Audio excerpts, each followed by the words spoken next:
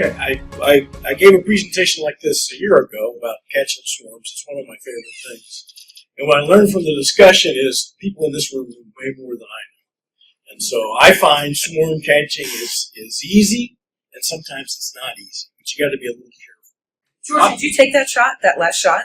Which one? The first one. That's a great shot. Like that. Yes. So my name is George Wattman. I've been beekeeping for about 8 years. I have between 8 and 10 hives in 2 locations outside of Maui. I think this is easy, but it's not YouTube easy. And you got to be careful when you watch too many YouTubes. You see these people that find these swarms. They're always perfectly balanced on a low limb. They cut off. They always walk around with them. They never have on a veil or glasses or gloves and that kind of stuff. And let me tell you something. Those swarms are real docile until they're not. Right. And that just changes in an instant. And I don't know what triggers them to go from being docile to not being docile. And when they're sitting there, you can get real close to them, they don't care, and everything else. But if something happens and they decide they're mad at you, it can be a mess. So I always wear protective. And so I'm going to talk through a handful of captures and the gear that I use on swarms, and then I'm going to follow up with swarm traps, because what I realized, I can put out swarm traps and they come to me rather than me have to go to them. And that's become a lot of fun. And I've been real successful the last couple of years with swarm traps too. So easy ones. This is probably my hive. They tend to always go on post and rail fences. They come up in a big ball like that. They sit there usually for 1 or 2 days, and then they move on. I've seen them stay for a week. I've seen them move within hours. So who knows what they're going to be and where they're going to be. But when they're there like that, you get set up, and I'll show you the kit that I bring with me to scoop them into the box. Fairly straightforward. Next. Usually have an audience. Somebody's there watching. I think one of these at one time was a video, and there's a lady yelling at me while I'm doing it. And it's like, I'm just trying to put them in a box. But I use you see in there, I use a frame and use it kind of as a scoop. If you can use a frame of old comb, they're supposed to be attracted to the old comb. I've not had huge success where they just march into the old comb. And then once they're in the box, you can move them anywhere you want. So they go in that box pretty readily. And then you can put them in your yard and take them. George, how often do you find the queen? I have never found the queen. And so there are indicators, and I'll show that in a minute, that you can know with the queen's in the box. But on YouTube, the guy always finds that queen right away, puts them in the clip, and puts them in there. I mean, that queen's 1 in a million in there, and there's running around. And I think it tends to be in the middle of the ball, not on the outside. I've looked. So every once in a while you get these swarms. This one was 30, 40 feet up in the air. I think, Mark, you had talked about, you had a couple like these. You go there and you see it. This one I tried, and I was putting rocks on the string and throwing the ball away and trying to shake it down. Every time I'd shake it, it would, disperse, but it wouldn't fall. So it would just disperse and then disperse.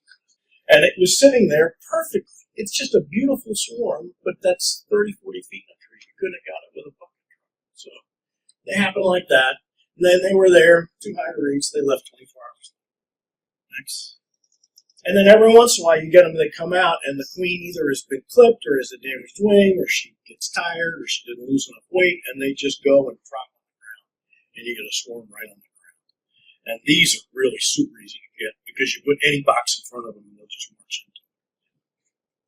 Next. Here, you see, you put a box right in front of them, you put some comb in there, and they'll walk in there. If you look here, this little guy.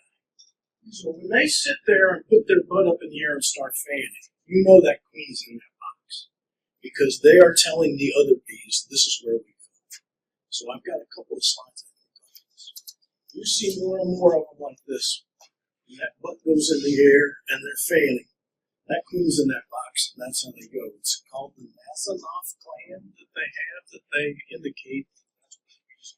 And usually once you've done that, you can kind of just go slow and calm down, because they're all going to go in that box. And I just kind of leave the lid askew until they open. They'll go in pretty quickly. They just start that march and go in. March is kind of cool when you see it. And then I leave the top open, and they just all. That's a property you drove to. What's the start to finish time? Do you often find that you have to leave it and come back and get it? I used to leave it and come back and get it. Now I just They're done. Once they're in the box, what you do is you do have a handful of stragglers that you basically abandon. But I used to put them in a box and tell the lady I'll be back at 6 in the morning. I would go a little early and take them with me. Now I just take them with me. An hour. How long does it take? Like, plan on an hour being there? Do you have like a mosquito net around it, or is there a way to seal the box? I'll show you in a second what I do with that, please. So, and then you have to take a selfie with the swarm every day. The swarm won't stop. So that's a key part of every one of these captures. Every once in a while you get huge ones. And I went to this one with a little tiny, like a single nuke. And I said, I can't put this in that nuke. It's going to be too many bees. What do I do? So I found a big cardboard box. And so it's one of those chewy boxes. And I just took that thing out, shook the whole thing in the box, closed the flap on the box. They stayed in the box. And then I drove to the yard, and I had an empty box. And I just pour it in. You just dump it down in. You just pour it. And they go in. And, they set themselves up in the air again. But pretty soon, that queen's in there. And all going with it. And then you take a selfie.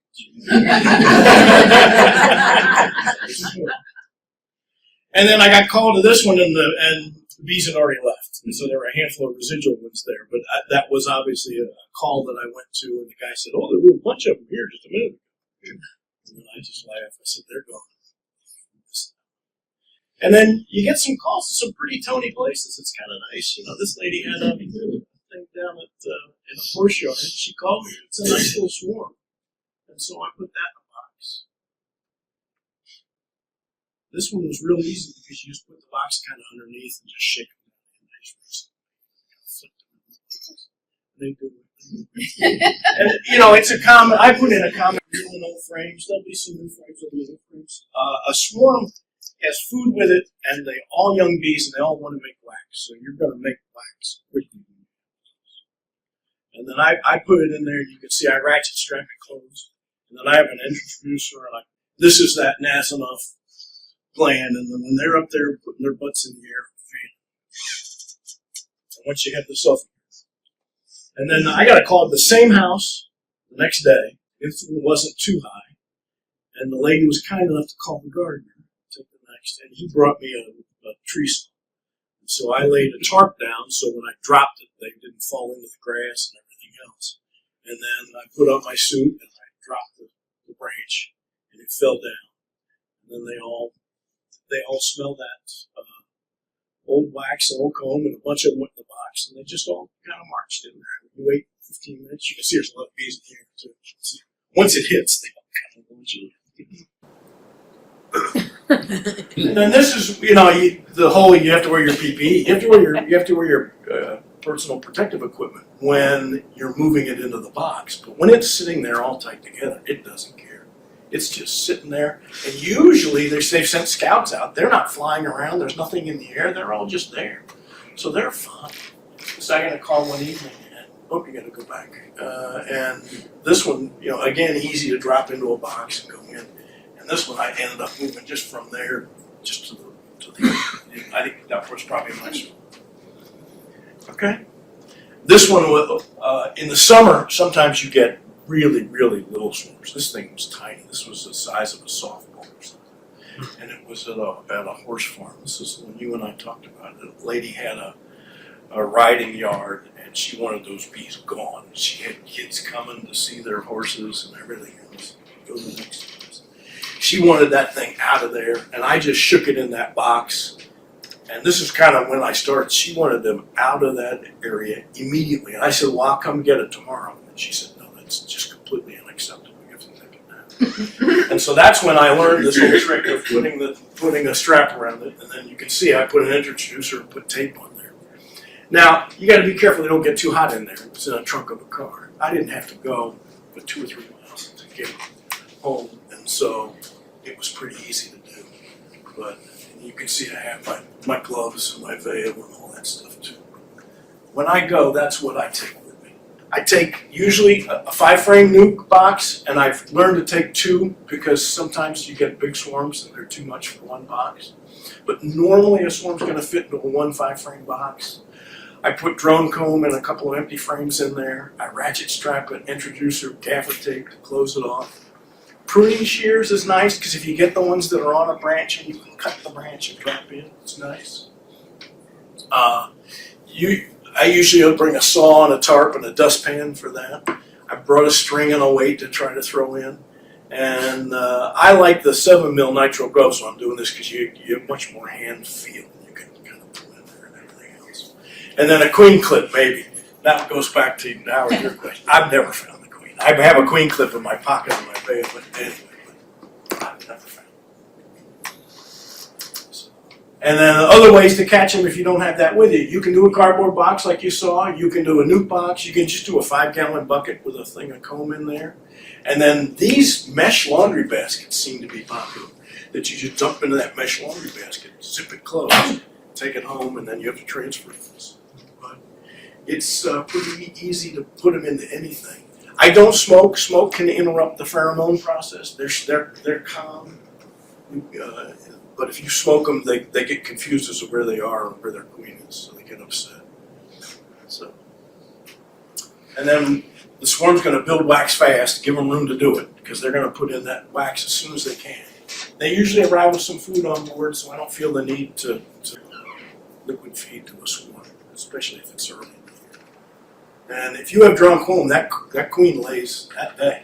She'll start laying in there, and you make sure you have room because she's laying 1,000 eggs a day.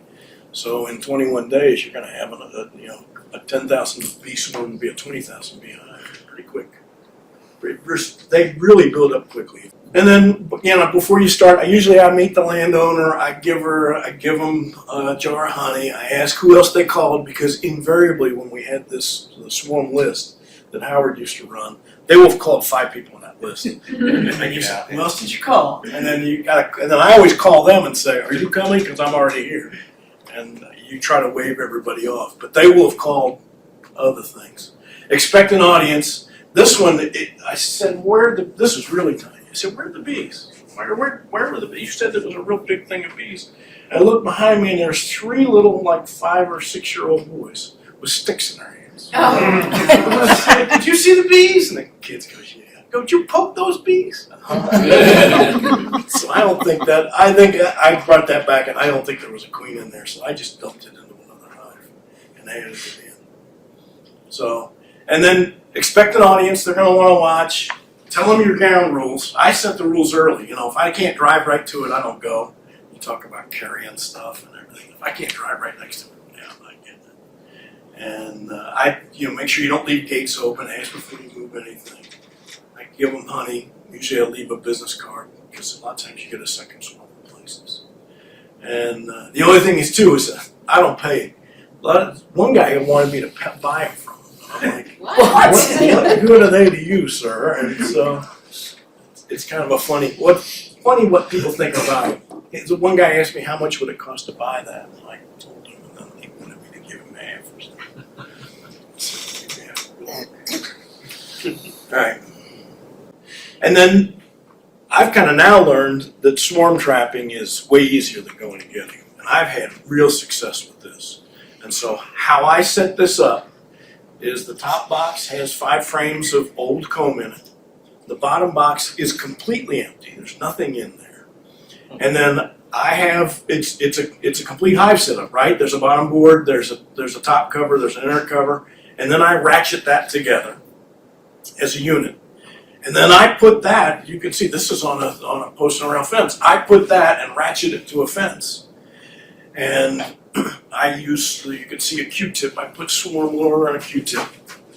And then there's an entrance here too. I smear it around there, I smear it around here, then I take that and shove it in there. And I've had great success in catching swarms. And they're not my bees because I don't have bees at my house. This is at the end of my driveway. And it's really cool because you see the scout bees come and investigate it. You'll see 10 or 12 bees. Then you see a couple hundred bees. And then you'll think the swarm's there because there's lots of bees. and then the swarm comes. And when it comes, it's just deafening, and they all come. And they all can't go in the hole fast enough, so they just cover the outside of the box. And it's pretty cool if you ever see it happen. It's just a lot of fun to see it go in. So I've kind of moved from chasing swarms that are in people's bushes to doing this, and this is worked really well. I quite like it. And it's really neat for me to have one at home. Okay, that's it. Thank you. Yes. When you're going out to the location, do you have frames in the box already? Yeah, Like one or two or something? Yeah, I basically set up that single nuke kit with frames in it, Okay. and I actually have it in the garage, and I have it all ratcheted together so I can take it out whenever I go. So I kind of pre-kit this thing before I go. That was great, George. Before the bees leave, you know, they engorge themselves with honey, right? So they're full because they have to draw wax. So they're all wet, honestly, because they're full of honey. And you just have to be careful about, because I've had this happen once. And I felt really bad. It's like you strap them up, and you don't have enough ventilation, and then you put them somewhere that's too warm. They'll cook really quick. So just you gotta make sure that if you don't have any ventilation on your box, you gotta make sure they're cool. And you gotta get them somewhere and open them up quick. Because it doesn't take long for a big swarm to basically just regurgitate in a closed environment and basically drown. Yeah, they just, you know.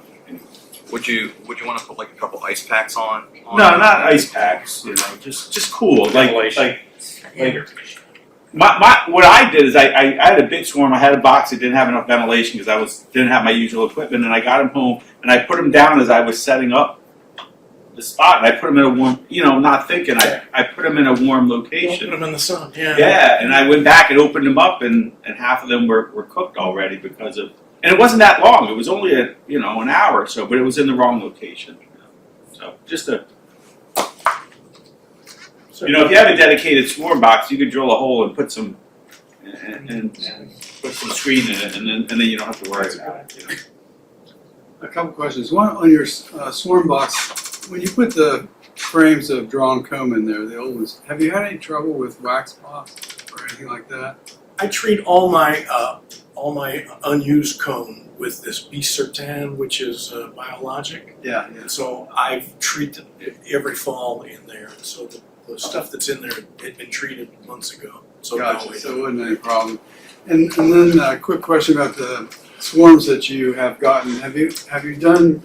Do you worry about mites and diseases, or how do you handle it? I don't worry about it. I mean, it is some people that want to be real hygienic with it don't want to bring a swarm to their own apiary. I think it's bees in Chester County. They've been treated for the most part. They'll have mites.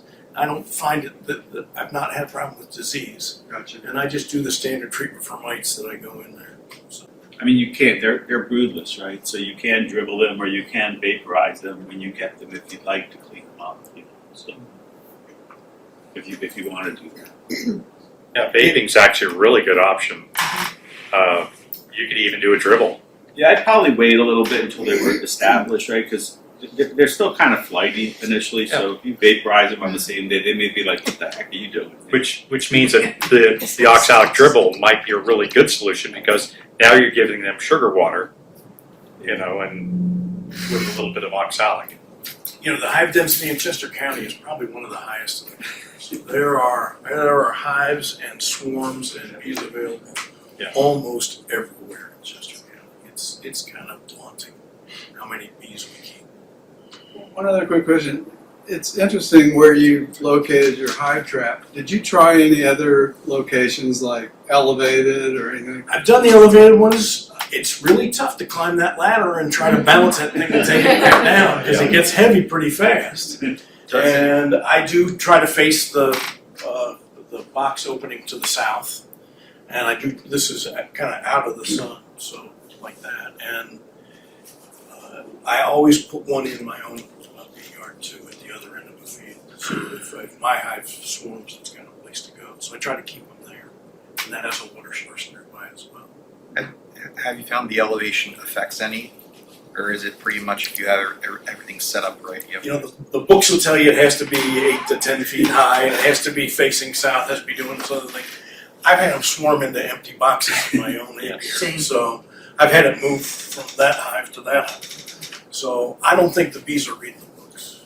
Just my theory. Yes, sir. Have you noticed in your bait hives, if you face them south, it's the only direction they will go? Every one of my bait hives, if they're faced any way other than south, nothing will get touched. Was that right? I just thought it was interesting. It's funny because I have them facing both directions, only because of the way it sets up. If you get a chance to think about it, I'd love Yeah, it's to know. funny. I've got a lot of scouts on that one. I haven't got a swarm in there. I had it last year. I had it going the other way. Let's see. It's interesting. So mine is 8 to 10 feet in the air, and I've had some false alarms. I think they're in there, and you go through the trouble, get it down, open it, and there's like 3 bees.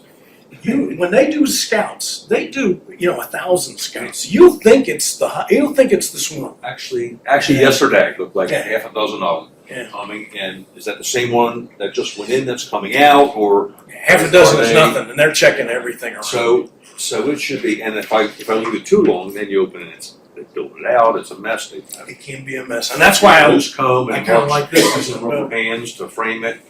Put in frames. So it's that I have to find that happy. I don't know.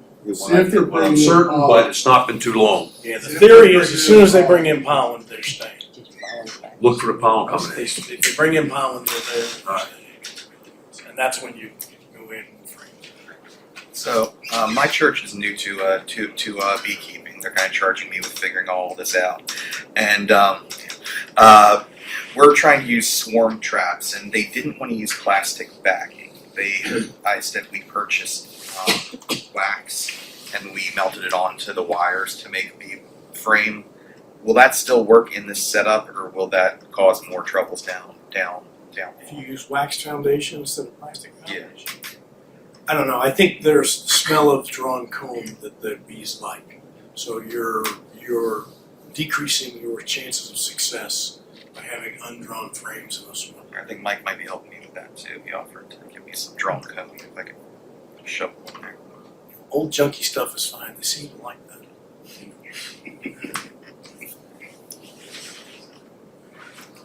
Thank you. If you go to our website now and you sign in, you can go to the swarms and then you can sign up to be on our swarm list system, which is a new system. It's a third party, seems to work well.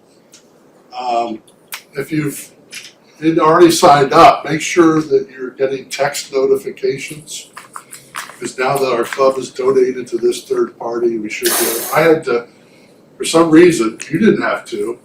I had to sign out, delete my account, and recreate it, and then I was signed in to get text. So check it. Obviously, you have to get a phone number to put in there under your account to make sure you get. Should be your phone number, and it should be on your cell phone. Otherwise, texts aren't going to work. Or you won't get them. Yeah, I know, it's shocking. So anyway, if you have any questions, let me know. We've already had about 28 or 29 people sign up that are out there as members of the CCBA. We've already had, I think, somewhere around 25 reports come in. Only 2 of those have resulted so far in captured swarms. Most of them are either false alarms or gone or, whatever. Hornets. Wasps, whatever. Who's on the leaderboard? Well, you obviously. Your data came in previously, so. Well, I mean, for this year. For this year, I'm not sure. Me and George are going to have a competition.